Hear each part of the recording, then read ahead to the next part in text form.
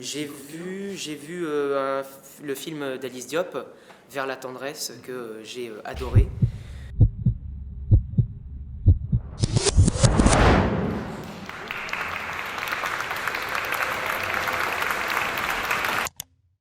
Quand j'ai commencé le film, j'avais pas du tout l'ambition de faire un film avec cette forme-là, qui aurait cette forme-là.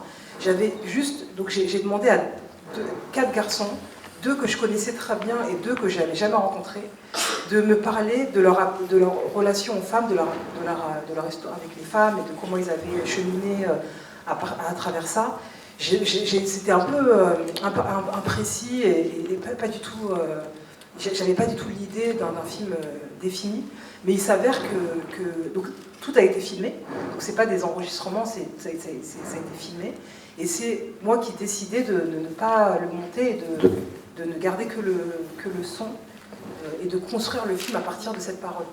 I was specifically interested in the films of Alice Diop because I knew her before her work, and I really wanted to have the opportunity not only to watch her films but to see her speaking about it after, because I think it's one of the nice new voices that should be heard.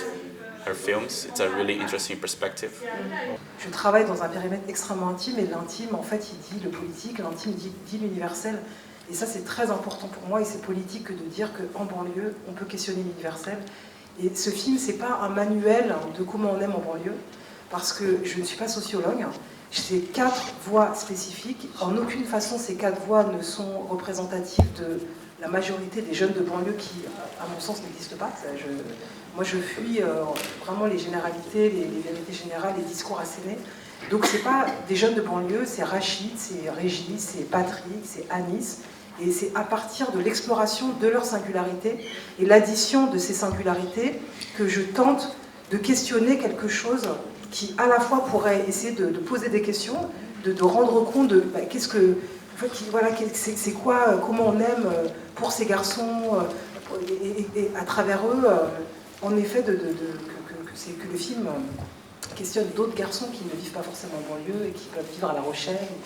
Évidemment les films d'Alice Diop, parce que Alice aussi c'est une histoire de fidélité, on la suit depuis qu'elle a commencé pratiquement. On a passé son premier film ici à 13 ans, je crois. Et il y a eu une richesse des débats lors de la projection de ces films, et une adhésion du public qui ça fait chaud au cœur. Voilà. Mais forcément, le fait d'être resté captif du quartier a forcément conditionné leur manière d'appréhender les femmes, l'amour. Voilà. Donc c'était des pistes de réflexion que l'addition de ces voix en fait me permettait de poser.